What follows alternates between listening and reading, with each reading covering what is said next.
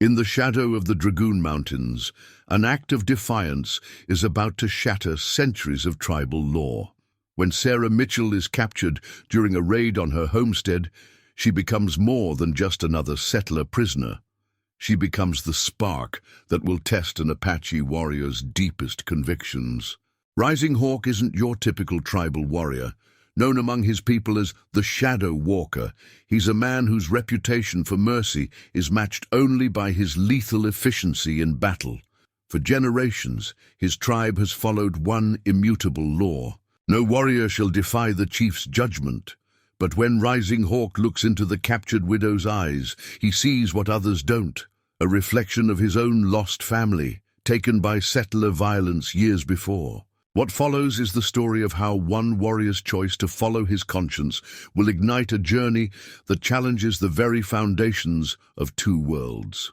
Before we jump back in, tell us where you're tuning in from. And if this story touches you, make sure you're subscribed, because tomorrow I've saved something extra special for you. Dawn painted the Arizona territory in shades of amber and rose, catching on the worn edges of Sarah Mitchell's hand-drawn map spread across her kitchen table. Her fingers traced the carefully marked settlements, circles of hope carved into untamed wilderness. Red crosses marked the sites of recent raids, each one closer to her homestead than the last. The morning light caught the silver chain of the locket at her throat, a constant reminder of Thomas and the life they'd dreamed of building here. 3 years of widowhood hadn't dulled her memory of that morning Thomas rode out to trade in Tucson, promising to return with seeds for their first real garden. The Apache raid that claimed him left her with nothing but his dog-eared Bible and this piece of land he'd loved enough to die for.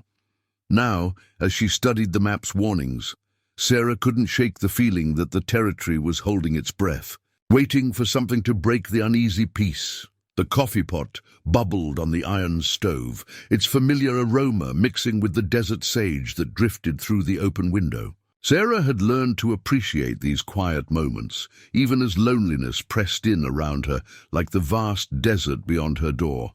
The homestead wasn't much, a sturdy cabin, a small barn housing her 2 horses and 3 cattle, and fields. She worked herself with a stubbornness that had earned her both admiration and concern from neighboring settlers. "Too young to be alone out here," they'd say when she rode into town for supplies. "Too pretty to waste away on a dead man's dream." But they didn't understand. This land wasn't just Thomas's dream anymore. It had become her own, each sunrise, strengthening her resolve to make something of this patch of earth that had already cost so much. The sound of approaching hoofbeats drew her attention. Through the window, she spotted John Cooper, her nearest neighbor, riding hard toward the cabin. Her heart quickened. No one rode that fast unless trouble was brewing. Sarah grabbed Thomas's old rifle from above the door, checking the powder, and shot with practiced hands. The weapon had failed her once before, during a coyote attack that cost her a prized heifer. She wouldn't take chances now. "Sarah!" John's voice carried across the yard before he'd fully reined in. "You need to hear this." He dismounted in a cloud of dust, his usually jovial face grave. "Cochise's warriors hit the Davis place last night, took everything that wasn't nailed down and—" He hesitated, watching her face. "They took Mary Davis, haven't found her yet." Sarah's hand tightened on the rifle stock. The Davis homestead was less than 10 miles south, the closest raid yet. She glanced at her map, already calculating where to add another red cross. Any sign of which way they went? Cavalry's tracking them into the Dragoons. John wiped his brow, eyeing the distant mountains that loomed like sleeping giants against the morning sky. "Listen, Sarah, maybe you should stay in town for a spell, at least until things quiet down." She shook her head, feeling the weight of the locket against her skin. "This is my home, John. I won't be driven from it by fear." His weathered face greased with worry. "Thomas wouldn't want you dying for pride, girl. It's not pride." Sarah turned back to her map, adding the Davis place to the growing constellation of violence. "It's about standing your ground, building something that lasts." Her finger traced the path between the raids. seeing for the first time a pattern she'd missed before. They were systematic, these attacks, not random strikes. The realization sent a chill through her, despite the morning warmth. John shifted uncomfortably. At least keep the rifle close.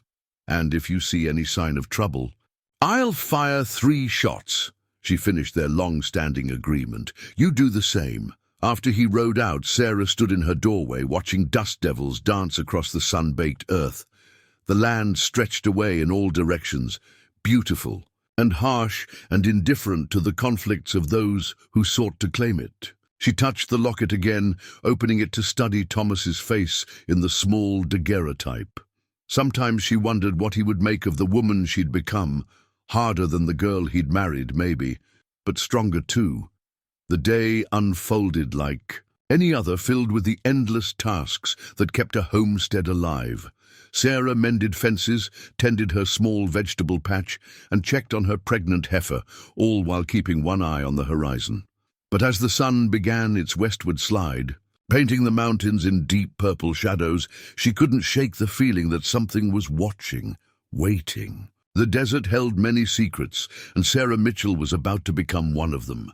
Rising Hawk moved through the pre-dawn darkness like a shadow, his moccasins silent on the rocky ground. The ceremonial knife at his belt passed down through. 5 generations of his family caught the faint starlight. His fingers brushed its carved bone handle, drawing strength from the ancient prayers etched into its surface. Each groove told a story of his people's warriors, of battles won and honor preserved. Around him, the Apache camp stirred with purpose. Warriors prepared for the coming raid, painting their faces with stripes of black and red, checking weapons with practiced efficiency. But Rising Hawk's thoughts drifted to another morning, 6 years past, when he'd returned from a hunting party to find his family's wickiup empty, the ground outside stained with blood. Settler militia had struck while the warriors were away, claiming revenge for cattle raids that had never happened. The Shadow Walker stands apart again, Red Bear said, approaching with the quiet grace that had made him their band's most feared scout. Does the coming battle trouble you, brother? Rising Hawk straightened, pushing the memories aside. I think of balance, he replied, choosing his words carefully. Of how many raids it takes to restore what was taken. Red Bear's eyes narrowed. You speak like an elder, not a warrior. The chief grows concerned about your soft heart. My heart is Apache, Rising Hawk said, touching the knife's handle again. But I have seen how blood calls for blood, until both sides drown in it. They understand no other language. Red Bear gestured toward the distant settler lands. They take our hunting grounds, poison our water, break every peace talk with new lies. The chief is right. Only strength will protect our people now. Rising Hawk couldn't argue with the truth in those words. He had witnessed too many broken treaties, too many promises scattered like dust in the wind. Yet something in him resisted. The simple arithmetic of vengeance. His grandfather, the man who had passed him this knife, once told him that the hardest battle a warrior faces is not against his enemies, but against the darkness in his own heart. The camp's medicine man approached, his presence commanding immediate respect. The old man's face was a map of deep wrinkles, each line earned through decades of guiding their people through war and peace. He carried a sacred bundle of herbs, burning slowly and sending sweet smoke into the dawn air. I have read the signs, the medicine man said, his voice low enough that only Rising Hawk and Red Bear could hear. This raid will bring change. The spirits speak of choices that will test our strongest warriors. His dark eyes fixed on Rising Hawk. Remember, young one, sometimes the bravest path is not the one others would choose for us. Rising Hawk felt the weight of those words settle around him like a heavy blanket. The medicine man had been his teacher since childhood, helping him understand the visions that sometimes came to him in dreams. Those visions had earned him his name, Rising Hawk, who sees from above what others miss below. The eastern sky began to lighten, signaling time for the war party to move out. 20 of their finest warriors would ride today, led by the chief's son, Wild Horse. Their target was a cluster of homesteads that had sprung up too close to the tribe's sacred hunting grounds. The chief had been clear. This raid was to send a message, to remind the settlers that every inch they took would be paid for in blood and fear. As Rising Hawk mounted his paint horse, he felt the familiar surge of pre-battle energy course through him. He was a warrior of the people, trained since childhood in their ways of war. His skills had earned him respect, his mercy had earned him whispers, and his unwavering loyalty to the tribe had earned him the right to question, if only in the privacy of his own heart. The war party moved out just as the first rays of sun touched the mountain tops. Rising Hawk took his position as rear guard, his keen eyes scanning for any sign of cavalry patrols. The knife at his belt seemed heavier than usual, its ancient, stories asking questions he couldn't answer. Something was coming. He could feel it in the wind, in the way the morning birds fell silent as they passed. This raid would be different from the others. The medicine man's words echoed in his mind as they rode toward the settler lands, toward a morning that would change everything. Sarah woke to the sound of her dogs barking, not their usual alert, at coyotes or wandering cattle, but something more urgent, more fearful. The morning was still dark, that hollow hour before dawn, when the world holds its breath. She reached for Thomas's rifle, her fingers finding the familiar wooden stock before. Her eyes had fully adjusted. The dog's barking cut off abruptly. Silence fell like a heavy blanket, broken only by the soft creak of leather and the muffled sound of hooves in soft dirt. Sarah's heart hammered against her ribs as she moved to the window, staying low, just as Thomas had taught her. The pre-dawn gloom revealed shapes moving through her cornfield, shadows among shadows, but moving with too much purpose to be anything but men. Her hands shook as she checked the rifle's powder, remembering John Cooper's warning. The Davis place had been hit just yesterday. She'd been a fool to think they wouldn't push further north. The nearest neighbor was 2 miles away, and even if she got off the signal shots, help would come too late. A horse whinnied softly from behind the barn. Sarah counted the shadows she could see. 5, no, 7 warriors. There would be more she couldn't spot. Her mind raced through options, each one worse than the last. The back door might offer escape if she could reach the woods beyond her property. But running meant leaving everything. The homestead, the livestock, Thomas's memory embedded in every board and beam. The first arrow thudded into the doorframe, its shaft quivering in the wood. Sarah dropped to the floor as more arrows followed, their impacts marking a deadly rhythm. Smoke began to curl under the door. They were trying to smoke her out. The acrid scent filled her lungs, forcing her toward the back of the cabin. Sarah raised Thomas's rifle, aiming through the rear window at the nearest warrior. Her finger tensed on the trigger, but the weapon clicked empty. The powder was wet, useless. She'd checked it just yesterday, hadn't she? Or had that been the day before? The moments blurred together as panic clawed at her throat. The smoke thickened. Sarah wrapped her shawl around her face and crawled toward the back door, knowing. She had seconds before the flames took hold. The locket bounced against her collarbone as she moved, Thomas's face pressed close to her hammering heart. She burst through the back door into the grey dawn air, gulping deep breaths that turned to coughs. For one desperate moment, she thought she might make it to the tree line. Then a shadow detached itself from the darkness beside her. Strong hands gripped her arms, and Sarah found herself staring into eyes that seemed to hold all the wisdom and sorrow of the mountains themselves. The warrior who held her was different from the others.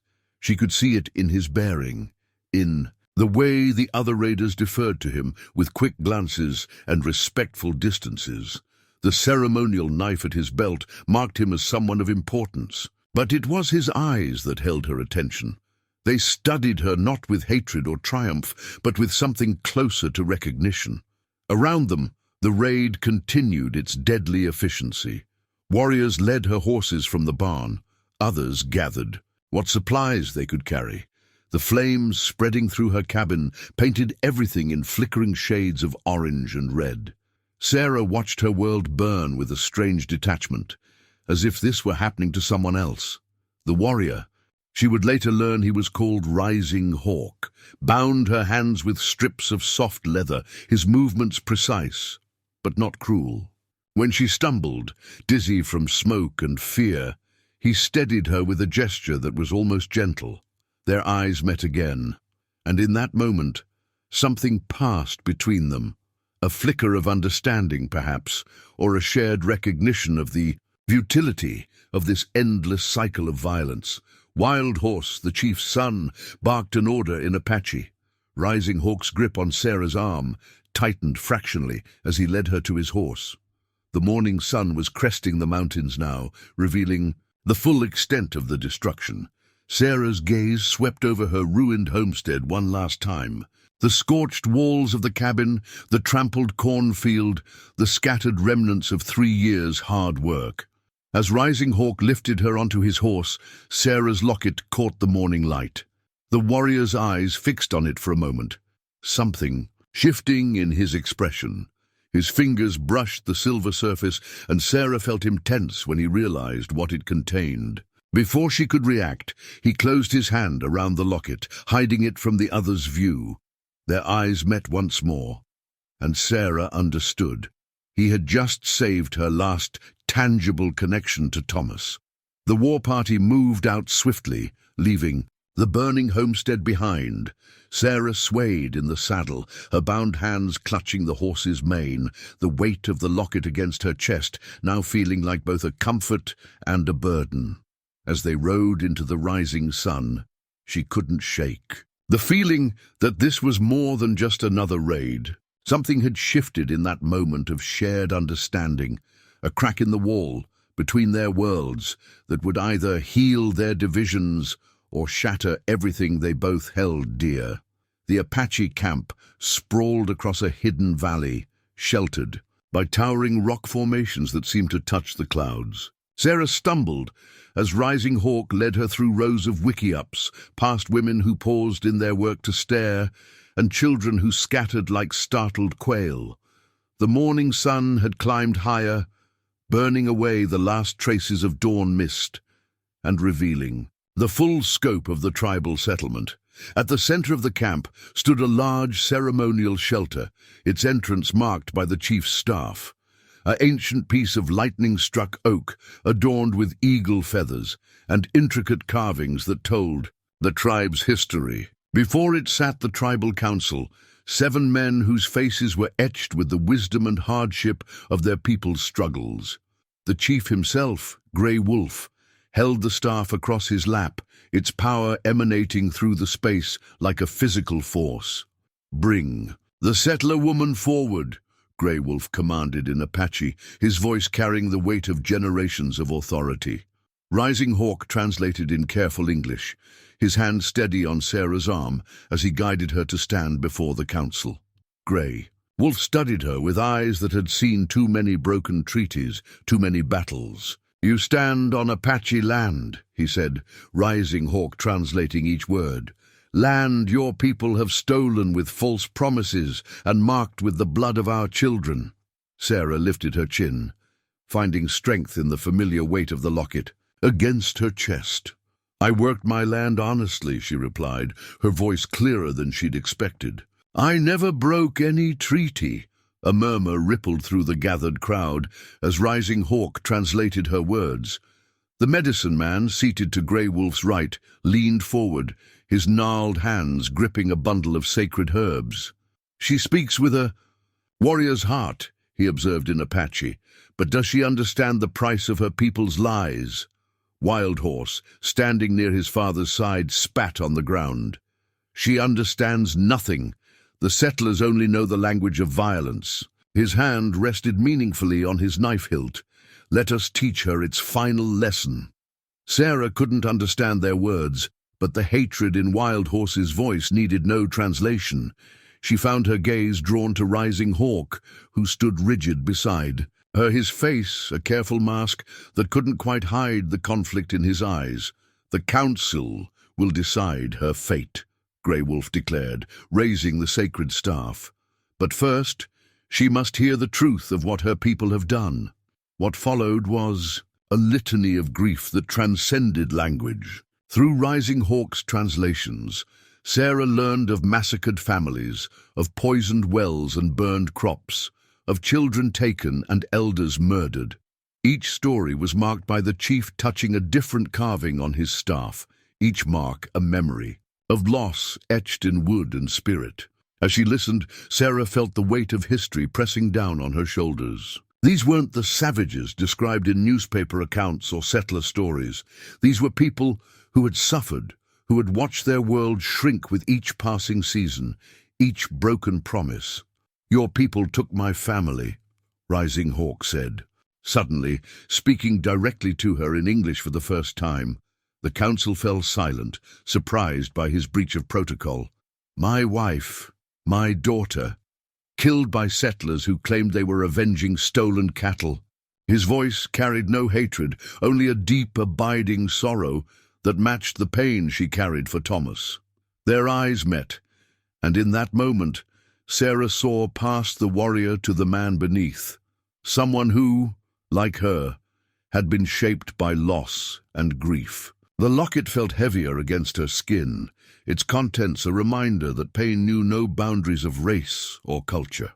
Grey Wolf's voice cut through the tension. "The council will deliberate. Until then, she will be held under guard." He paused, his gaze moving between Sarah and Rising Hawk with unsettling perception. "Rising Hawk, since you speak her tongue, you will be responsible for her." As Rising Hawk led her away from the council, Sarah caught glimpses of daily life in the camp. Women weaving baskets, children playing games with marked stones, old men teaching young boys to fletch arrows. It was a world as rich and complex as any settler town, bound together by traditions she was only beginning to understand. They stopped at a small wickiup on the camp's edge. "You will stay here," Rising Hawk said, his voice low. "It would be wise to rest. The council's decision may take time." Sarah looked at him, really looked, seeing the weight he carried in the set of his shoulders, the way he stood between her and the hostile stares of passing warriors. "Why did you tell me about your family?" she asked. His hand moved unconsciously to his ceremonial knife. "Perhaps," he said carefully, "to show you that we are all haunted by the same ghosts." With that, he turned and took up his position as guard, leaving Sarah to ponder the strange turns of fate that had brought her here, to this moment of understanding in the heart of enemy territory. Night fell over the Apache camp like a blanket of uncertainty.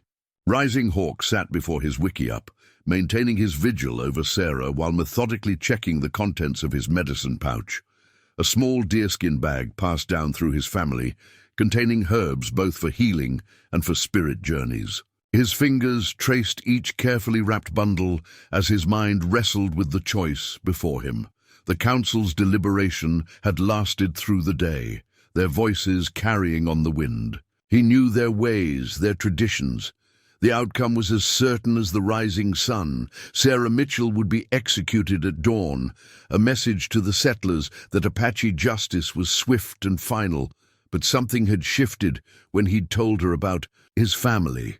The look in her eyes, not pity, but understanding born of shared grief, haunted him. Through the wickiup's thin walls, he could hear her soft movements, the quiet dignity with which she awaited her fate. The medicine man's words, from that morning, echoed in his mind. "Sometimes the bravest path is not the one others would choose for us." Rising Hawk had always trusted the old man's wisdom, but now those words carried a weight that threatened to crush him beneath tribal law and personal conscience. A shadow fell across his path. Wild Horse, the chief's son, his face hard in the flickering firelight. "The council has reached its decision," he said in low Apache. "At dawn, we will show the settlers what becomes of those who steal our lands." Rising Hawk nodded, keeping his face carefully neutral. "I will ensure she does not escape before then." Wild Horse's eyes narrowed. "See that you do, Shadow Walker." Some whisper that you grow too fond of the settler woman, that perhaps your heart has softened like old leather in the rain. My heart is Apache, Rising Hawk replied. The same words. He'd spoken that morning, though they tasted different now. I serve the people. See that you remember that. Wild Horse moved away, his warning hanging in the air like smoke. Rising Hawk waited until the camp had grown quiet, until even the night birds had settled into silence. Then he opened his medicine pouch, removing a small wrapped bundle of herbs. His grandmother had taught him to use for healing wounds. His decision crystallized in that moment, not as a sudden burst of clarity, but as the inevitable convergence of everything he'd seen and learned.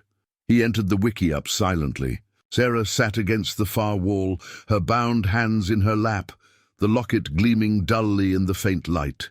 She looked up at him, without fear, as if she'd been expecting this moment. "They will kill you at dawn," he said simply, kneeling beside. Her. She nodded, her voice steady. "I know." Rising Hawk unwrapped the herbs, their pungent scent filling the small space. "The spirits speak of choices," he said, echoing the medicine man's words, "of paths that break from the known way." He met her eyes directly. "If I help you escape, I betray my people, everything I am. And if you don't?" Her question hung between them, heavy with understanding. "Then I betray something else. Something my grandfather taught me when he gave me his knife, that honor is not always found where others say it should be." He began treating the rope burns on her wrists with the healing herbs, his movements gentle. "I have watched my people's anger grow like a poison vine, choking the wisdom of generations. We raid and kill, and the settlers raid and kill, and nothing changes except the number of graves we dig." Sarah remained still under his ministrations, but her eyes never left his face. "What will happen to you if we're caught?" "Death," he said simply. "But not before they take my name, my honor.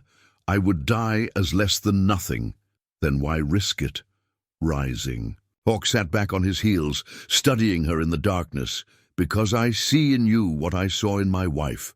Strength without hatred, courage without cruelty. If there is hope for our peoples to find peace, it will come from those who can see past the blood on the ground to the humanity in each other's eyes." He pulled out his knife, the blade catching the faint light that filtered through the wickiup. "Walls.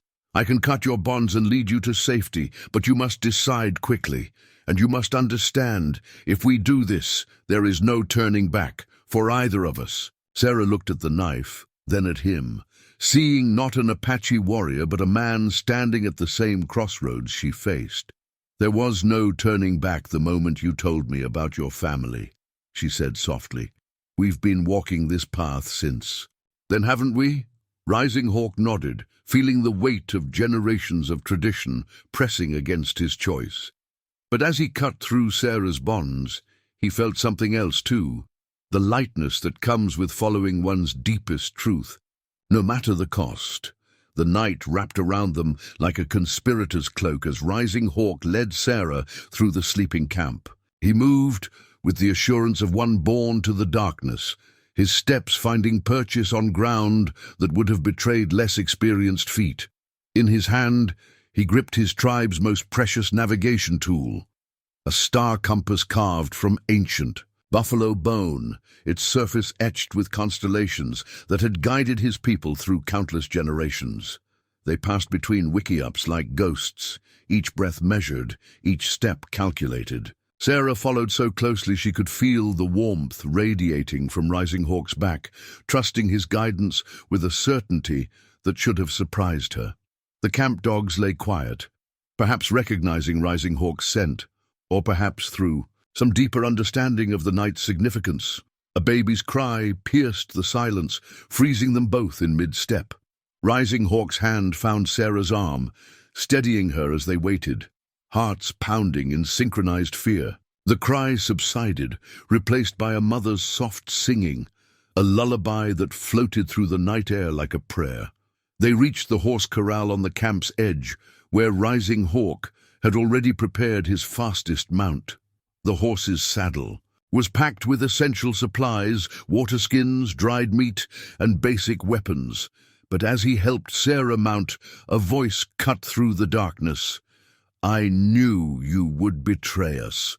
Wild Horse emerged from the shadows, his knife gleaming in the starlight. Behind him, two more warriors materialized like spirits made flesh.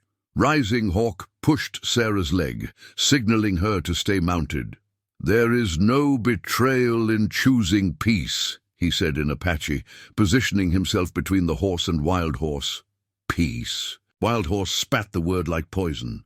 "You speak of peace while helping our enemy escape justice. You dishonor every Apache killed by her people. And how many more must die before we have honor enough?" Rising Hawk's hand rested on his knife hilt, but he didn't draw. "The spirits show another path." "The spirits?" Wild Horse's laugh was cruel. "You hide your weakness behind spirit talk. You are nothing but a woman's son, soft like your father. Before you..." The insult hung in the air like smoke. Sarah couldn't understand the words, but she felt the tension spike. Rising Hawk's shoulders stiffened, but his voice remained steady. "My father died defending our people's rights in peace talks." He had more courage than any warrior who only knows the way of the knife. Wild Horse's response was to attack, his blade slicing through the space where Rising Hawk had stood a heartbeat before. But Rising Hawk had been called Shadow Walker for a reason. He flowed around the strike like water around stone, his own, knife appearing in his hand as if conjured from the night itself. The fight was swift and nearly silent, a deadly dance of blades in the starlight. Rising Hawk moved with fluid grace, turning Wild Horse's aggression against him, using the chief's son's anger to unbalance him. The two warriors who had accompanied Wild Horse circled, looking for an opening. Sarah saw one of them reaching for a war club. Without thinking, she whistled sharply, the same signal she used to warn of coyotes near her cattle. Rising Hawk dropped and rolled as the club swung through the space where his head had been. The moment of distraction was enough. Rising Hawk's knife found Wild Horse's arm, drawing first blood. In Apache culture, the fight was over. Honor had been satisfied. But Sarah saw in Wild Horse's eyes that he wouldn't stop. "Yah!" she cried, kicking the horse forward. The animal lunged, forcing Wild Horse and his warriors to scatter. Rising Hawk seized the moment, vaulting onto the horse behind her with a grace that defied nature. They burst from the camp like a shooting star, hooves thundering against the earth. Behind them, shouts of alarm began to rise, a horn's call piercing the night. Rising Hawk pressed something into Sarah's hands. "The star compass. Head for the North Star," he said, his breath warm against her ear as he took the reins. "They'll expect us to go east, towards settler territory." The horse's powerful strides carried them into the darkness as the camp erupted into chaos behind them. Sarah clutched the star compass, its etchings rough against her palms. Above them, the very stars it depicted wheeled in their eternal dance, watching as two people from different worlds fled together into an uncertain future. Dawn found them deep in the mountain wilderness, where pine-scented shadows held secrets older than time. Rising Hawk finally reined in their exhausted horse near a sheltered spring, its waters flowing from a crack in ancient rock. He pulled out a traditional Apache water container, a carefully sealed gourd decorated with symbols of rain and life, and showed Sarah how to drink without leaving traces that pursuers could track. "The water here is sacred," he explained, running his fingers through the clear flow. "Our people say it comes from the tears of mountain spirit women who weep for those lost in war." Sarah cupped her hands beneath the spring, the cold water shocking, her tired body awake. "Your English is very good," she observed, studying him in the growing light. "Where did you learn it?" A shadow crossed his face. "The mission school, before they burned it." He secured the water gourd to their saddle. "The priest there, Father Michael, he taught us more than just words. He taught us that understanding between peoples was possible." His jaw tightened. The settlers who killed him didn't share that belief. The morning air grew heavy with unspoken histories. Sarah watched as Rising Hawk checked their back trail with practiced eyes, his movements efficient but weighted with fatigue. They'd ridden hard through the night, taking twisted paths through rocky terrain to confuse any pursuers. "They'll be following us," she said, not really a question. Rising Hawk nodded. "Wild Horse will not stop until he finds us. His pride will accept nothing less." He helped her gather some pine needles for a makeshift bed. "Rest now, I'll keep watch." But Sarah shook her head. "You've been awake longer than I have. You need sleep too." He started to protest, but she cut him off. "I grew up on a farm in Missouri. I know how to watch for trouble, and I know how to wake someone quickly if I see it." Their eyes met in a moment of silent evaluation. Finally, Rising Hawk's shoulders relaxed slightly. "Wake me if you see or hear anything, even if you're not sure what it is." He showed her how to use the water gourd, its design allowing for careful rationing of their precious supply. 2 swallows every hour in this heat, no more. We must make it last."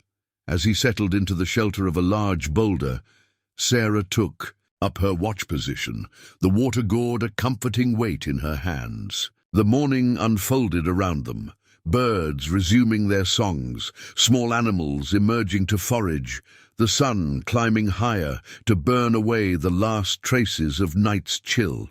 She found herself studying Rising Hawk as he slept. In repose, the warrior's stern features softened, revealing the man beneath the mask of tribal duty. The ceremonial knife still hung at his belt, but his hand had relaxed its grip on the weapon. Something about his vulnerability in that moment touched her deeply. A sudden movement caught her eye, a lizard darting between rocks. Her heart jumped before she recognized it, and she silently chastised herself for being so jumpy. But Rising Hawk had warned her that Apache scouts could move just as quietly as that lizard, appearing seemingly from nowhere. The sun climbed higher, turning the mountain air hot and thick. Sarah carefully measured 2 swallows of water from the gourd, marveling at its craftsmanship. The inside had been treated with a mixture of pine sap and clay that kept the water cool and fresh. She thought of her own homestead's water barrel, crude in comparison, and felt a familiar pang of loss for everything she'd left behind. But what had she really lost? The cabin could be rebuilt, the fields could be replanted. What mattered was surviving, learning, maybe even finding a way to bridge the bloody chasm between their peoples. She touched her locket, thinking of Thomas. Would he understand the choice she was making, following an Apache warrior into the wilderness, trusting him with her life? Rising Hawk stirred, perhaps sensing her troubled thoughts. His eyes opened immediately alert, scanning their surroundings before fixing on her face. "All quiet," she nodded. "Just lizards and birds." He sat up, stretching muscles stiff from hard. "Riding. We should move soon. Wild Horse will have scouts searching every water source in these mountains." He studied her face. "You're thinking about your home." "About everything," she admitted. "About how quickly life can change. Yesterday morning I was making coffee in my cabin. Now you are here," he said simply. "The path before us is the only one that matters." He began checking their supplies, his movements precise and practiced. "We'll need food soon. I can set snares, but it will mean staying in one place longer." Sarah watched him work, appreciating the efficiency of his movements. "Can you teach me about snares, tracking, surviving out here?" He paused, looking at her with an expression she couldn't quite read. "You want to learn our ways?" "I want to learn any ways that will help us survive," she said. "And I want to understand your people, your world. Maybe if more of us tried to understand each other, there would be fewer graves on both sides." Rising Hawk was quiet for a long moment, the water gourd hanging forgotten in his hands. Finally, he nodded. "Understanding begins with small things," he said. "Like knowing how to read the water's story on the rocks, or how to ask the plants for their medicine." A ghost of a smile touched his lips, though some might say teaching a settler woman tribal wisdom is an even greater crime than helping her escape. "Then we'll add it to the list," Sarah said, surprising herself with a small smile of her own. After all, we're already risking death. Why not risk it learning something worthwhile? By mid-afternoon, the mountain air vibrated with unspoken tension. Rising Hawk crouched beside a set of tracks pressed into the soft earth near a dry creek, abed, his fingers tracing marks that would have been invisible to untrained eyes. These were the signs he'd been teaching Sarah to read, the story written in broken twigs, displaced pebbles, and bent grass. But today's tale brought only darkness to his expression. 4 riders, he said quietly, touching a distinctive hoofprint. Wild horse leads them. See how his horse's left front shoe is worn at the edge? And here, he pointed to another mark, barely visible in the dusty ground. Red Bear, the best tracker in the tribe. Sarah felt her throat tighten. During their brief rest, Rising Hawk had shown her how to identify basic tracking marks, each one like a word in nature's language. Now she recognized enough to understand their danger. How close? Too close. He stood, scanning the rocky terrain above them. They're moving in a spiral pattern, tightening the circle. Red Bear taught me this strategy himself. A hint of irony touched his voice. He was always proud of how well I learned. Their own horse grazed nearby, still breathing heavily from their last push through the mountains. They'd been forcing the animal to cross and recross streams, double back on their trail, anything to confuse their pursuers. But exhaustion was taking its toll on all of them. Rising Hawk retrieved a small pouch from his saddlebag, removing what looked like dark soil. Tracking dust, he explained, sprinkling it carefully over their traces. Made from special herbs and charcoal. It will make our trail harder to read, but he glanced at the sky. We're losing light. They'll be looking for our campfire. Then we don't make one, Sarah said firmly. He nodded approvingly. You learn quickly, but the night will be cold at this elevation, and there are mountain lions in these heights. As if to emphasize his point, a distant cry echoed off the canyon walls, not quite a cat's scream, not quite a human call. Sarah shivered, recognizing it as a signal between Apache scouts. They're coordinating their search. Rising Hawk's hand went to his knife hilt. A gesture she'd learned meant he was deep in thought. We need to make a choice, he said finally. We can keep running, but the horse won't last another day at this pace, or we turn and fight. Choose our ground, set our own traps. His eyes met hers, but that would mean bloodshed, perhaps killing men I once called brothers. Sarah thought of the tracking dust in his hands, how it represented both his knowledge and his willingness to use that knowledge against his own people.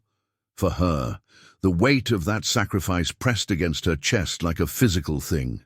Another signal call echoed through the canyons, closer this time.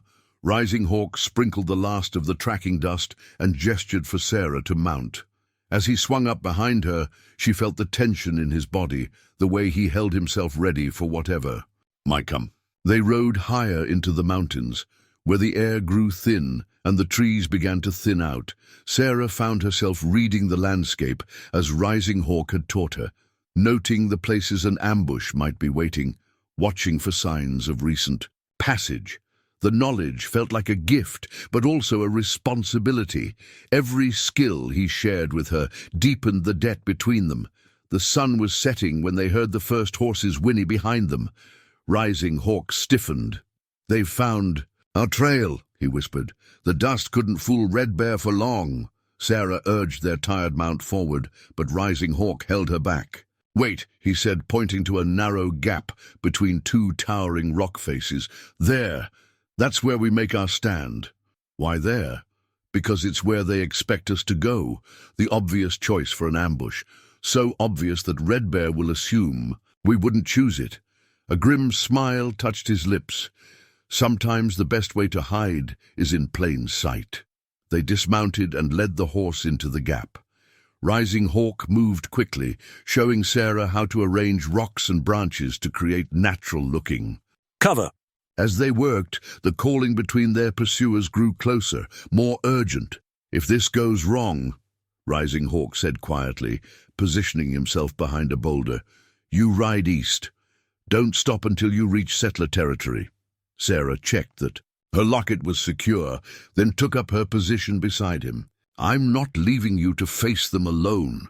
He turned to argue, but something in her expression stopped him. In the fading light, their eyes met and held. No more words were needed. Whatever came next, they would face it together. The sun slipped behind the mountains, painting the sky in shades of blood and gold. In the growing darkness they waited, two people from different worlds united by choice and circumstance, as the hunters drew ever closer to their prey. The night drew its dark blanket over the mountains, bringing with it a silence broken only by the soft whisper of wind through stone. Sarah sat with her back against the cold rock, Rising Hawk a shadow beside her. She pulled out her journal, a small, leather-bound book that had survived the raid thanks to being tucked inside her dress. Its pages held not just her thoughts, but carefully preserved letters from Thomas. "To keep watch properly, we must share our stories," Rising Hawk whispered, his eyes never leaving the narrow gap between the rocks. "It keeps the mind alert, holds back sleep." He glanced at the journal in her hands. "Will you read?" Sarah hesitated, then opened to one of Thomas's letters by feel alone. "My dearest Sarah," she began softly, "the land here is wild, but full of promise. Each day I see something that makes me think of you, the way the morning light catches on the mountains, how the desert flowers bloom after rain." She paused, emotion catching in her throat. Rising Hawk waited, patient as the stones around them. "I know you fear this territory," she continued, "but I believe we can make a life here, not just survive, but truly live. The Apache we've met aren't the savages others claim. Yesterday, their medicine man helped one of our sick children. They have a wisdom about this land that we would do well to learn." Rising Hawk's breath caught audibly. "When was this written? 3 years ago? Just before—" She swallowed hard. "Just before he was killed in the raid." "Which raid?" "His." Her voice had gone very still, near Tucson. "He'd gone to trade for seeds." Sarah traced the letter's words with her finger. "I always wondered why he went alone that day. It wasn't like him to be careless." Rising Hawk was quiet for a long moment. When he spoke, his words carried the weight of revelation. 3 years ago, I led a raid near Tucson, but we found no settlers that day, only Apache bodies, women, and children from our hunting party, killed by militiamen who claimed they were defending against raiders. Sarah's hand froze on the page. "What are you saying?" "Your husband, Thomas, he was not killed by Apaches."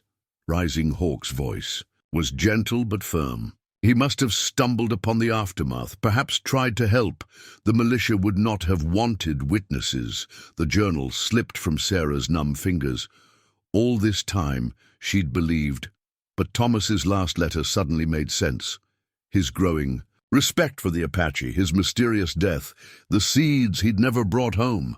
"The militia bands," Rising Hawk continued. "They use Apache raids to justify their own violence. They attack our camps, then blame us for the bloodshed. My wife and daughter," his voice caught, "they died in such an attack, while I was away searching for peace." Sarah picked up her journal with trembling hands. "So everything, all this hatred, all this fighting, it's built on lies." "Not all lies," he said. "There is blood on both sides, but the worst violence, the massacres that keep the hatred burning." He touched his ceremonial knife. "Those often come from men who profit from our war, who need us to stay enemies." A sheer sound echoed through the canyon, a horse's soft whicker. They both tensed, the moment of revelation broken by the return of immediate danger. But something had shifted between them, a deeper understanding born of shared grief and discovered truth.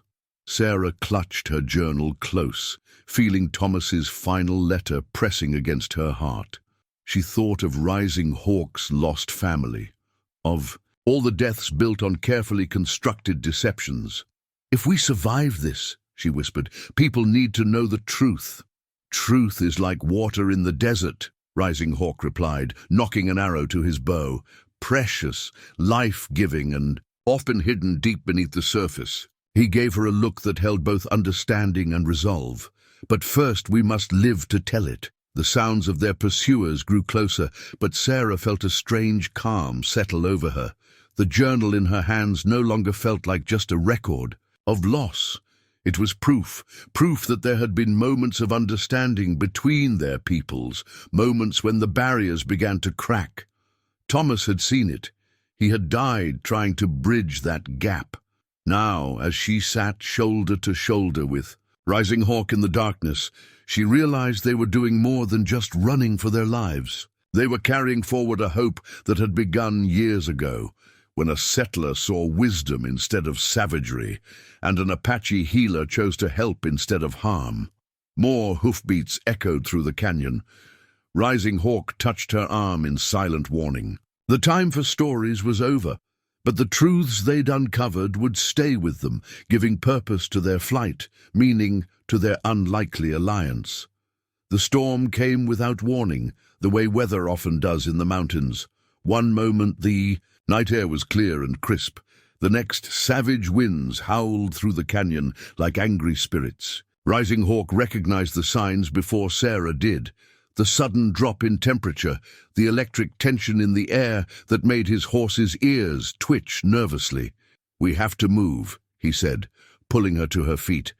"This canyon will become a death trap when the rain starts." They'd barely mounted when the first massive drop struck, each one hitting like an icy bullet. Lightning split the sky, illuminating the canyon walls in stark relief. In that brief, brilliant moment, Sarah caught glimpse of something that made her heart stop. Ancient paintings on the rock face, ochre figures dancing across stone, their meanings lost to time. Rising Hawk saw them too. A sacred place. He breathed. The old ones left their stories here. Another flash revealed more images, hunters, spirit beings, and what looked like a map worked into the stone. "There!" He pointed to a specific pattern. "That shows a shelter cave. If we can reach it—" Thunder crashed overhead, deafening in its intensity. Their horse reared, nearly unseating them both. Rising Hawk controlled the animal with practiced skill, but Sarah could feel its terror in every quivering muscle. They rode through curtains of rain, so thick breathing became difficult. Rising Hawk guided them by memory and instinct, following the ancient map's directions. Behind them, the storm had swallowed any sounds of pursuit, but Sarah knew Wild Horse and his warriors wouldn't give up easily, not even in weather that seemed determined to scour the mountain clean of all life. The cave entrance appeared suddenly, a darker shadow in a world of shadows. Rising Hawk dismounted first, leading their frightened horse into shelter. Sarah followed, her clothes soaked through, shivering so hard her teeth chattered. Inside, the cave was deeper than expected, its walls marked with more paintings. Rising Hawk worked quickly, using flint and steel to light a small torch he crafted from materials in his medicine bag. The flickering flame revealed a space that felt both ancient and alive, as if the very rock remembered every person who had ever sought refuge here. "The paintings," Sarah said through chattering teeth, "they're beautiful." She moved closer to one wall, drawn by the artistry of the images. "What do they tell?" Rising Hawk handed her a dry blanket from their saddlebags, then began examining the cave art with intense focus. "These are teaching stones," he explained. "The old ones left their wisdom here. Stories of how to live in harmony with the land, with each other." His fingers traced one particular scene, two groups of figures meeting in what appeared to be peace. "See here, this tells of a time when different peoples came together, learned to share the water, the hunting grounds." Sarah wrapped the blanket tighter around herself, studying the ancient artwork. "They found a way to live together for many generations, according to our elders' stories." His voice carried a note of sadness. "Before gold was discovered in the mountains, before fear and greed poisoned both sides." A massive thunderclap shook the cave, sending small stones rattling down from above. Their horse whinnied in fear, but Rising Hawk's gentle words in Apache calmed the animal. Sarah found herself drawing comfort from his presence as well, his quiet strength an anchor in the storm's chaos. "Will they try to track us in this?" she asked, meaning their pursuers. Rising Hawk shook his head. "Even Red Bear cannot follow signs, washed away by such rain, but—" he hesitated. "They know these mountains as well as I do. They may know of this place." Sarah moved to the cave entrance, watching lightning dance across the sky. "Then we should keep moving." "No." Rising Hawk's voice was firm. "The spirits brought us to this place for a reason. These teaching stones—" he gestured to the ancient art. "They remind us that what we seek was once possible. Perhaps they can show us the way again." More thunder rolled through the mountains, but its sound seemed different now, less threatening, more like the voice of the land itself, speaking to those who would listen. Sarah found herself studying one particular painting, a figure that seemed to bridge two worlds, its arms stretched between different groups of people. "Your husband was right," Rising Hawk said softly, coming to stand beside her. "There is wisdom here, if we have the courage to learn it." He touched the cave wall gently, respect in every movement. "Our peoples were not always enemies. Perhaps we were brought to this place to remember that truth." The storm raged on outside, but within the cave, surrounded by the artwork of ancient hands, Sarah felt an unexpected peace settle over her. These walls had sheltered others before them, people who had also faced darkness and fear, who had left their stories as guides for those who would follow. Whatever came next, she and Rising Hawk were not alone in their journey toward understanding. Dawn broke over unfamiliar terrain, the desert stretching out before them like a sun-bleached canvas. They'd left the mountains behind, pushed into settler territory by necessity rather than choice. Now they moved cautiously through sparse scrubland, where lonely homesteads dotted the landscape like islands in a dusty sea. Rising Hawk's discomfort was evident in every line of his body. Here, among the settlers' lands, he was the one at risk. A blood-stained wanted poster nailed to a withered cottonwood made that clear enough. Apache Raiders blazed across its top in bold letters, with crude drawings below promising rewards for capture or proof of death. "They don't even distinguish between different tribes," he said quietly, studying the poster. "To them, we're all the same, all savages." The bitterness in his voice spoke of years of similar experiences. Sarah reached up and tore the poster down. "Not to all of us," she said, thinking of Thomas's letters. She crumpled the paper and let it fall to the dust. "We need supplies, though. There's a trading post ahead. I can see the smoke from their chimney." Rising Hawk nodded grimly. "You must go alone. I'll wait in that grove of mesquite." He handed her a few silver coins from his medicine pouch. "Trade these for what we need. But be careful. Wild Horse may have sent runners ahead to warn the settlements." The role reversal wasn't lost on Sarah. Now she was the protector, the one who could move freely while her companion hid. She straightened her torn dress as best she could, trying to make herself presentable. "What if they recognize me? My disappearance must be known by now." "Trust your instincts," Rising Hawk advised. "You survived alone for 3 years after your husband's death. You know how to handle settlers' questions." His faith in her capabilities touched something deep in her heart. The trading post was a ramshackle building that had seen better days. Sarah took a deep breath, channeled the confident widow she'd been just days ago, and pushed through the door. The bell's jingle seemed unnaturally loud. Inside, the familiar scents of coffee, leather, and tobacco wrapped around her. A gruff-looking man with a grey beard looked up from his ledger. 2 other customers, ranch hands by their dress, paused their conversation to study her. "Help you, ma'am?" the shopkeeper asked. Sarah forced a smile. "Just passing through. Need some basics, coffee, hardtack, ammunition." She kept her voice steady, praying he wouldn't recognize her from the descriptions that must be circulating. The shopkeeper grunted and began gathering her items.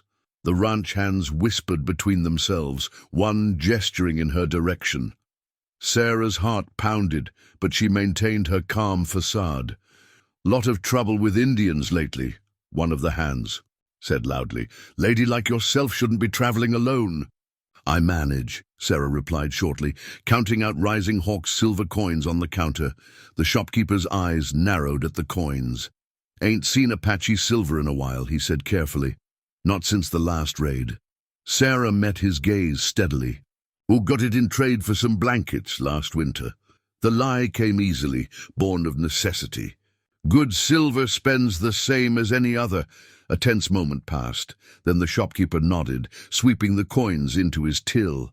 As he wrapped her purchases, he leaned forward slightly. "Word is, them Apache took a widow woman few days back.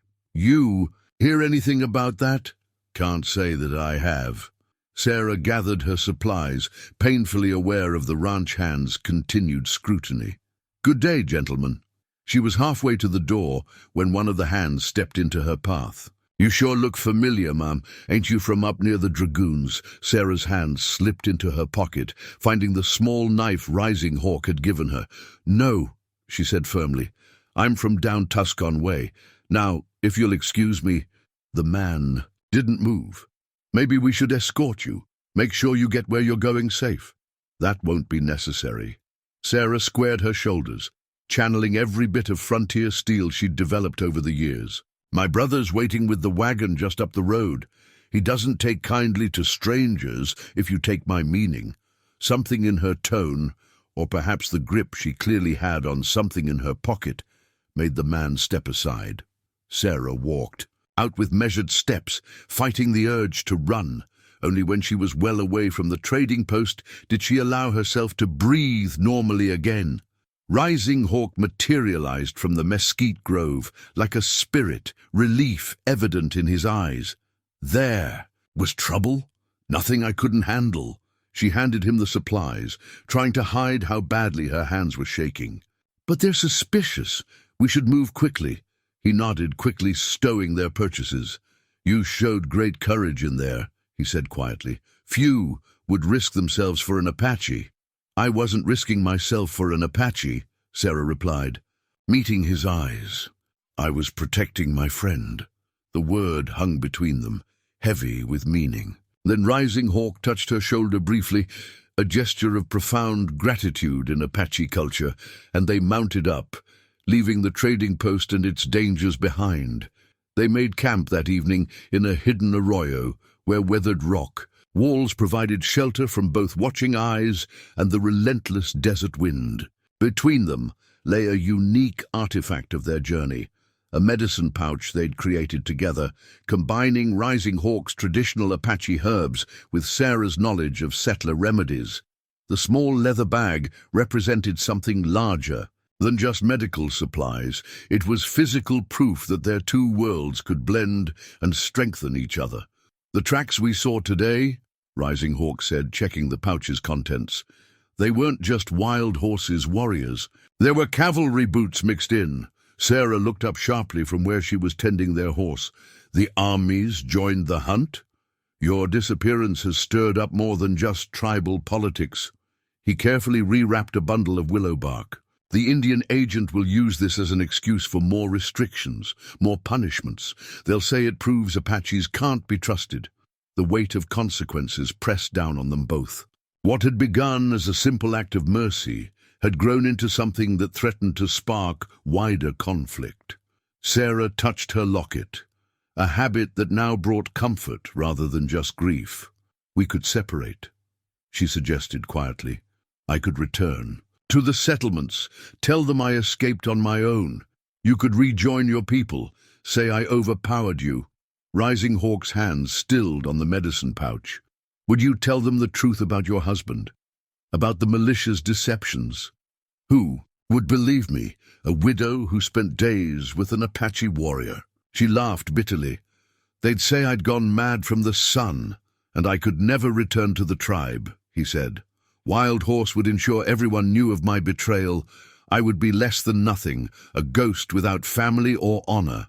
Sarah moved to sit beside him, their shoulders almost touching.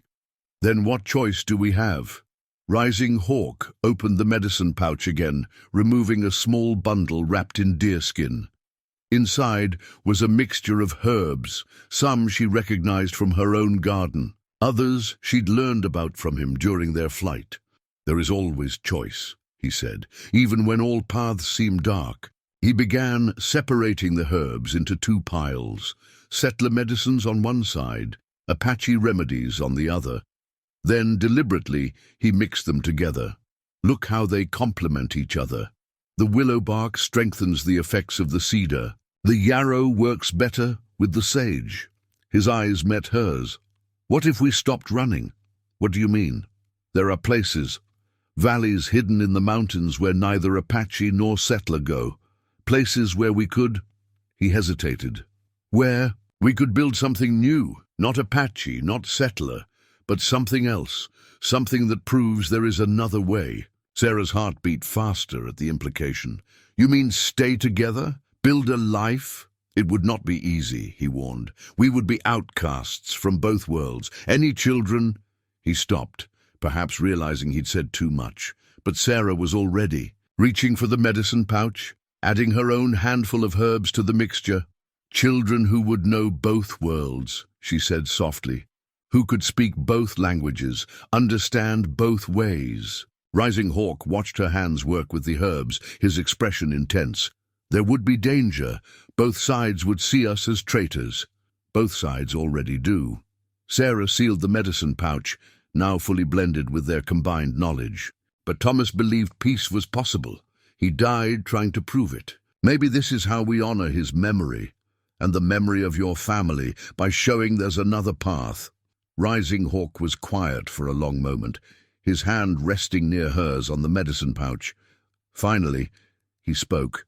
"In my tribe, when two people choose to walk the same path, they make a medicine bundle together, something that holds both their spirits, their dreams." Sarah understood what he wasn't quite saying. "Is that what we just did?" He nodded slowly. "If that is your choice as well." In answer, Sarah picked up the medicine pouch and tied it to her belt alongside her locket. The two artifacts hung together, her past and her possible future, settler and Apache, loss and hope.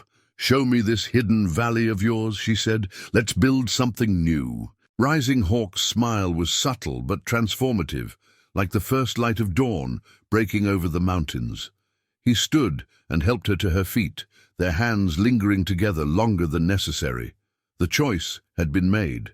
Whatever came next, they would face it as neither settler nor Apache, but as two people who dared to imagine a different future.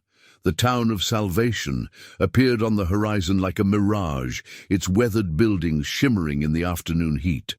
They watched from a hidden ridge as wagons moved along the main street. Women hung laundry in dusty yards, and children played in the shadow of the newly built church. To Sarah, it looked both familiar and foreign, a world she'd once belonged to, but now viewed through different eyes. Rising Hawk held a peace pipe. In his hands, its smooth surface carved with symbols of brotherhood and understanding. The pipe had been his grandfather's, used in the last great peace talks before the gold rush changed everything. Now it represented their last hope for avoiding bloodshed. "The Indian agent will be there," he said quietly. "If we can make him. Listen, show him proof of the malicious deceptions." "And if he doesn't listen?" Sarah asked, though she already knew the answer. "Then we'll have tried peace first." Rising Hawk's hand rested on his knife hilt. That matters. They had decided to approach openly, in broad daylight. Sneaking in would only confirm the settlers' worst fears about Apache treachery. Still, Sarah's heart pounded as they rode down the main street, drawing every eye in town. Women hurried their children inside. Men reached for weapons. The sound of their horses' hooves seemed unnaturally loud in the sudden silence. Sheriff Mason stepped out of his office, rifle held carefully at his side. "Well now," he said, his voice carrying across the street, "looks like our missing widow has returned, with company." Sarah dismounted first, keeping her movements slow and deliberate. "Sheriff Mason," she said clearly, "we've come to speak with the Indian agent. There are truths that need telling. Truths? A new voice joined in. Albert Cooper, one of the local militia leaders. Only truth I see is an Apache dog who needs hanging. Rising Hawk dismounted with fluid grace, the peace, pipe held openly in his hands. His presence seemed to fill the street, commanding attention through dignity rather than threat. I am Rising Hawk of the Shadow Walker clan, he announced in clear English, surprising those who expected broken speech. I come in peace seeking, justice for both our peoples. The Indian agent emerged from the hotel, straightening his Eastern-cut jacket. Justice? He scoffed. You kidnapped this woman, burned her home. No, Sarah interrupted firmly. He saved my life, and he helped me discover the truth about my husband's death. She pulled Thomas's journal from her saddlebag. About a lot of deaths. A crowd was gathering, drawn by the spectacle but kept back by uncertainty. Sarah saw faces she recognized, neighbors, traders, people she'd once called friends. They watched with mixed fear and fascination as she held up the peace pipe. This pipe has witnessed treaties between our peoples before, she declared. Before. The militias started raiding Apache camps and blaming the tribe for their own crimes. Before they murdered my husband for trying to expose their lies. Cooper's face darkened. That's a serious accusation, Widow Mitchell. I have proof. Sarah stood straighter. Names, dates, witnesses who will speak if given protection. Thomas wrote it all down before they killed him. The Indian agent stepped forward, interest flickering in his eyes. His career had been built on managing conflicts between settlers and tribes. If there was proof of militia interference, perhaps we should discuss this in my office. A shot cracked through the air. Rising Hawk moved with incredible speed, pulling Sarah behind the shelter of a water trough as more bullets splintered the wood around them. From the corner of her eye, she saw Cooper and several militiamen with raised rifles. But then, another. Shot rang out from Sheriff Mason's gun pointed skyward. Enough, he roared. This is my town, Cooper, and we'll have law here, not murder in the streets. The sheriff's deputies moved quickly, surrounding Cooper's men.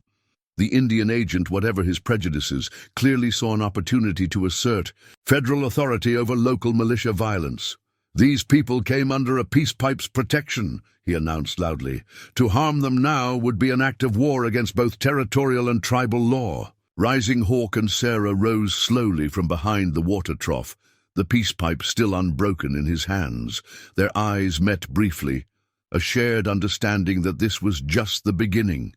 The truth would face more resistance, more violence. But they had taken the first step, brought their story into the light. We'll hear them out, Sheriff Mason declared, glaring down any opposition. In my office, under my protection. He nodded to Rising Hawk with unexpected respect. Any man willing to ride into a hostile town carrying a peace pipe deserves at least that much. The week that followed their dramatic arrival in Salvation brought changes no one could have predicted. Sarah and Rising Hawk's stories spread through both communities like wildfire, carried by traders and travelers who embellished the tale with each telling. But at its heart was something undeniable.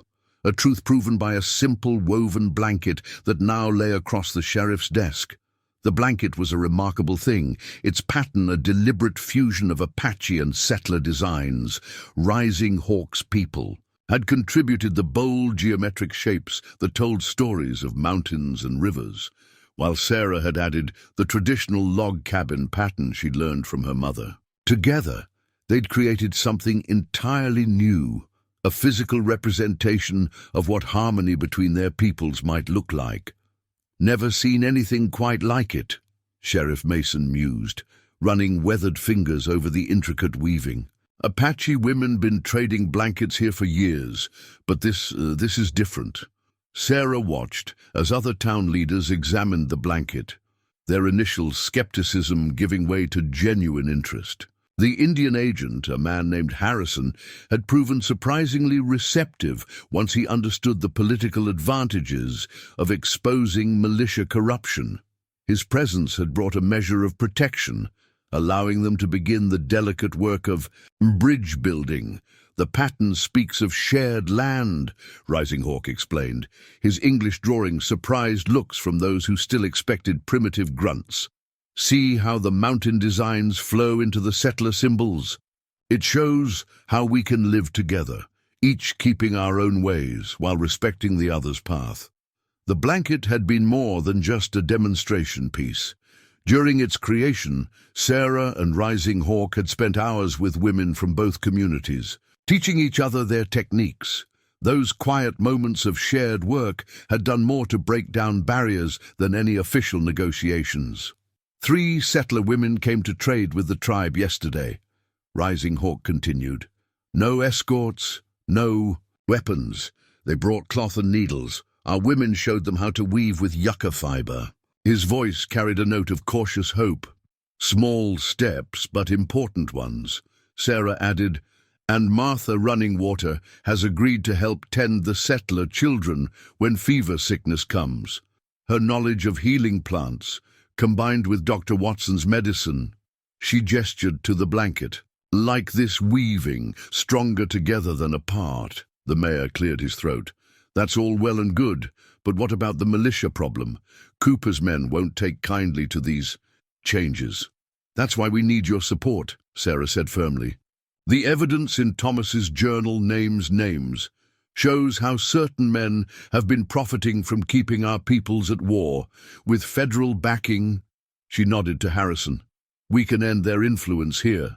Rising Hawk stood, his presence commanding respect despite, or perhaps because of, his calm demeanor.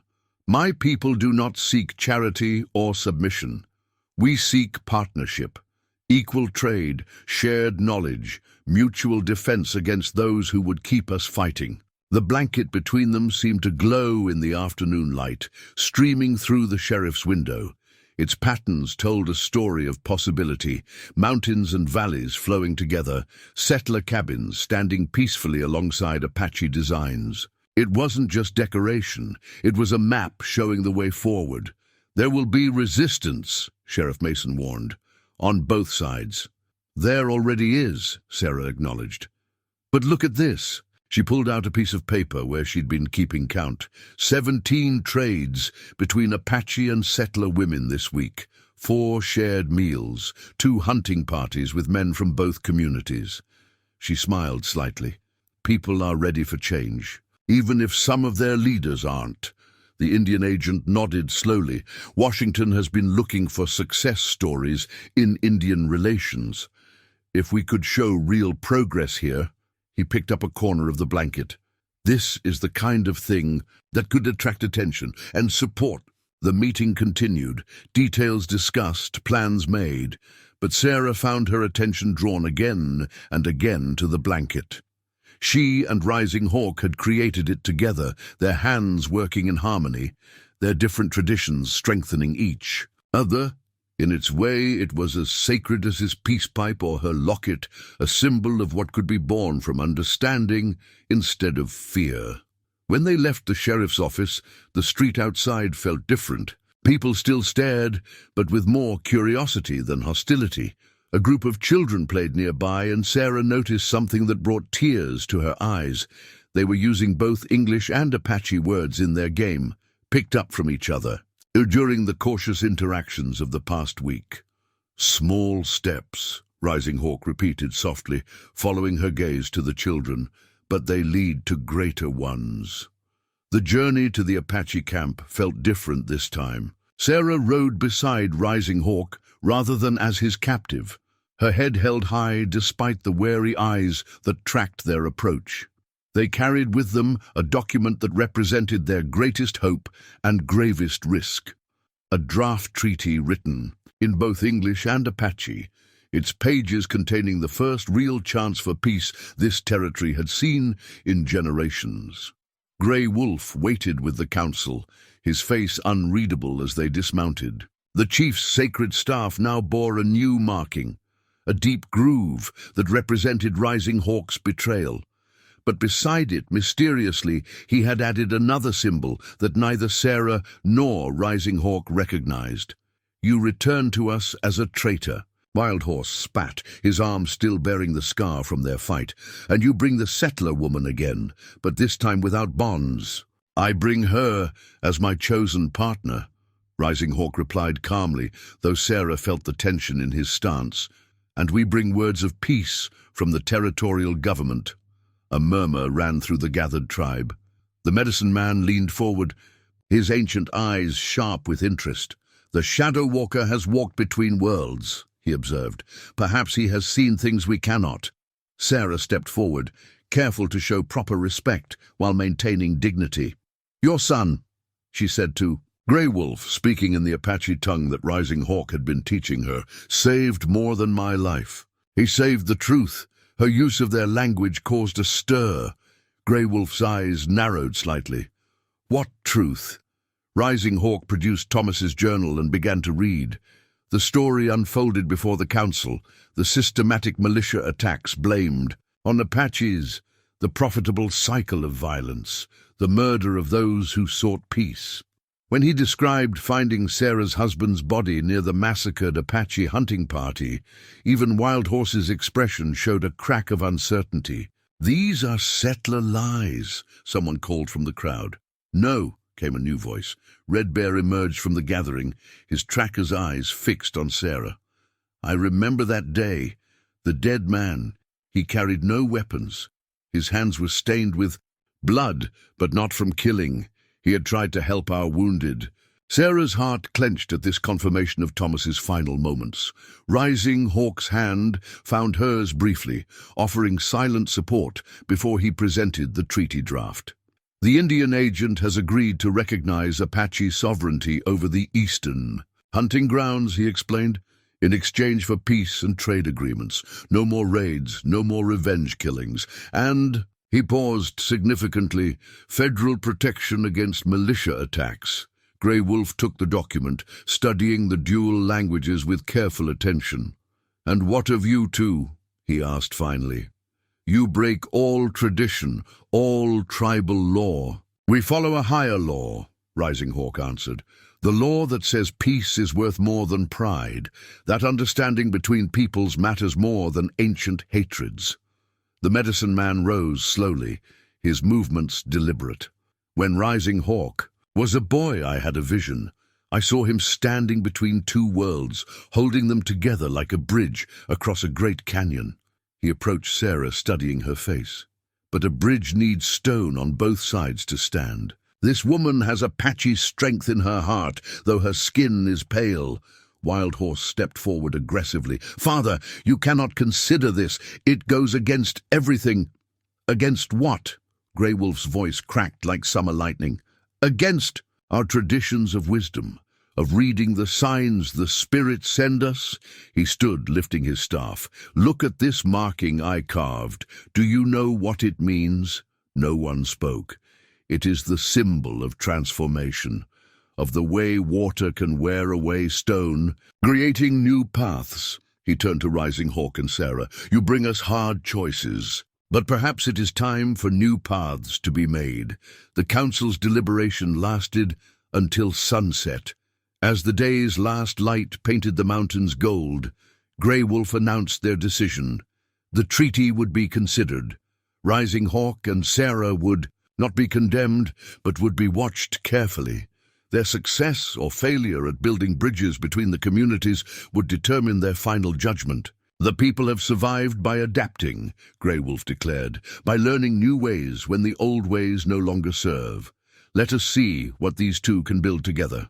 As they left the council, Sarah noticed something remarkable. The women who had been teaching her weaving, the children who had started using mixed languages in their games, they gathered close, offering small gestures of support. Not everyone approved, but seeds of change had been planted. Rising Hawk touched the treaty papers gently. "This is just the beginning," he said. "The hardest work lies ahead." Sarah thought of the blanket they had woven, the journal that had revealed the truth, and now this treaty that offered hope. "Good thing we're building bridges," she replied.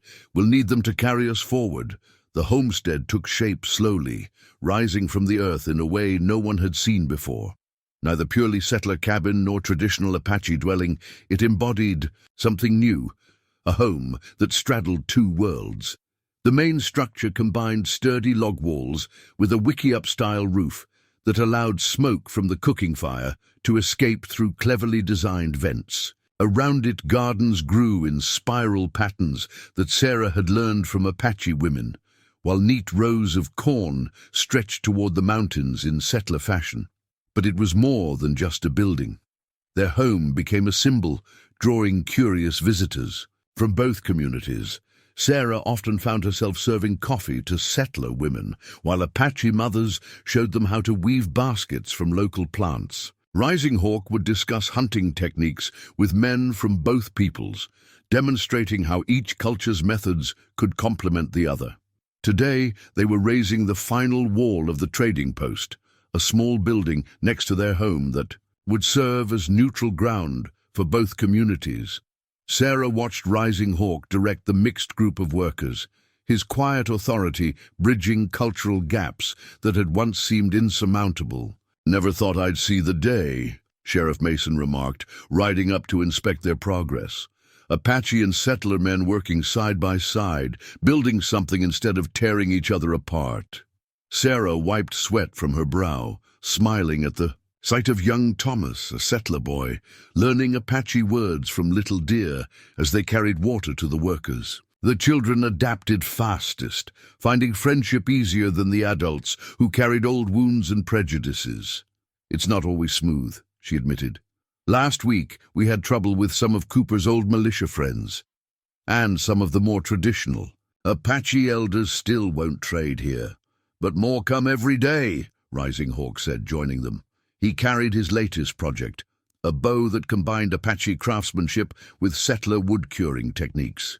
The weapon represented hours of shared knowledge. Apache and settler hunters working together to create something superior to what either could make alone. The trading post's design itself told their story. Its entrance faced east, honoring Apache tradition, while its sturdy plank walls reflected settler construction. Inside, spaces were arranged to accommodate both cultures' trading customs, open areas for the Apache preference for communal bargaining, alongside more private spaces for settler-style transactions. The Indian agent's report to Washington was favorable, Mason informed them. "Says you're proving that cooperation is possible, though..." He shifted uncomfortably in his saddle. "There's talk of more settlers coming, the railroads pushing west." Sarah and Rising Hawk exchanged glances. They discussed this possibility many times during quiet evenings, planning for the inevitable pressure of expansion. Their home had to be more than just a dwelling. It needed to be a foundation for lasting change. "That's why this needs to work," Sarah said, gesturing to the trading post. "So when new people arrive, they'll find a different way of doing things already established. A place where both peoples have a voice." Rising Hawk nodded, his hand finding hers naturally, their fingers intertwining without thought. Such gestures still drew stares from some, but increasingly they were met with acceptance, even appreciation. They had become living proof that love could transcend the boundaries others thought impossible to cross. "We're expecting a child," he said quietly to Mason. The sheriff's eyes widened, but Rising Hawk continued. "He or she will be born into a world where two peoples meet in peace. That's worth any price we've paid." Sarah touched her belly, still flat but holding such promise. Their child would speak both languages, know both cultures, carry both worlds. In their blood, like the trading post rising before them, this new life represented hope for a different future. As the sun began to set, the workers, Apache and settler alike, gathered for a meal. Sarah had prepared coffee and bread in settler fashion, while Rising Hawk's people had brought traditional Apache dishes. The blending of aromas seemed to represent everything they'd worked for. "To think," Sarah mused, watching the gathered community. Share food and conversation. All this started with a choice to see past fear to the humanity in each other's eyes. Rising Hawk squeezed her hand gently. It started with the courage to imagine something different, he corrected, and it continues with each new day, each new choice to build rather than destroy. Around them, their unique home stood as testament to that courage, not just their own, but that of every person who dared to cross the boundaries of prejudice and fear to help create something new. Like the child growing within Sarah, it represented the first steps toward a future where differences could strengthen rather than divide. 5 years had passed since that fateful raid, and the story of the settler widow and the Apache warrior had taken on an almost mythical quality in the territory. But the true testament to their legacy lay in a simple book, its pages filled with parallel columns of English and Apache text. Within it, they had recorded everything: their journey, their struggles, and most importantly, the path they'd found toward peace. Sarah sat in the evening light, adding the day's events to their chronicle while their young daughter, Hope, played nearby. The girl was a bridge between worlds herself, her dark eyes and fair skin a perfect blend of her parents. She chattered easily in both languages, switching between them as naturally as breathing. Rising Hawk entered, carrying fresh sage for their evening meal, pausing to watch their daughter teaching a mixed group of children the Apache words for different plants. Among them was young Thomas, named for Sarah's first husband, the son she'd carried during the building of their trading post. The cavalry commander who visited today, Rising Hawk said, settling beside Sarah. He asked to have a copy of our book sent to Washington. Says other territories are looking for ways to build peace. Sarah nodded, touching the worn leather cover. I've been thinking about Thomas's original journal, how one man's truth helped change so many lives. She looked out over the settlement that had grown around their home, no longer just a trading post, but a true community where both peoples lived and worked together. The sound of children's laughter mixed with women's voices drifted through the evening air. At the communal fire, Apache grandmothers taught settler girls traditional weaving while sharing stories. Near the horse corrals, men from both communities discussed breeding methods, combining Apache horse wisdom with settler livestock practices. Wild Horse's son came to trade today, Rising Hawk mentioned, a note of wonder in his voice. Asked about joining the mixed hunting party next moon. The same wild horse who had once sworn to kill them now grudgingly accepted their success, his own son drawn to the prosperity and peace their settlement represented. Sarah picked up their book, its pages containing not just their story, but practical wisdom as well. Guides for mutual understanding, translations of important phrases, explanations of each culture's customs and taboos. They had created it hoping to prevent future conflicts born of misunderstanding. We should add a chapter about the schools, she suggested. The learning circles they'd established taught children from both communities, combining Apache wisdom about the land with settler academic knowledge. Show how education can unite rather than divide. Rising Hawk smiled, watching Hope demonstrate a traditional Apache blessing gesture to her friends. When I defied the chief's orders that night, I never imagined this, he admitted. I only knew I couldn't let fear and hatred win. Sarah touched her locket, now worn alongside a medicine pouch.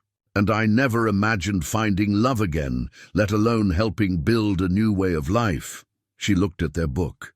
Do you think it will last? What we've built here? Look there, Rising Hawk said, pointing to where the children played. They don't see Apache and settler. They see friends, family. That's how change lasts, in the hearts of the young who grow up knowing a better way. As if to prove his point, Hope ran up to them, her friends in tow. Papa, will you tell us the story? She asked in Apache, then switched to English. The one about how you and Mama changed everything? Rising Hawk gathered the children close. As Sarah opened their book to the first page, together they began to tell their tale, not just of escape and survival, but of the courage to imagine something different, the strength to build it, and the wisdom to share it with others.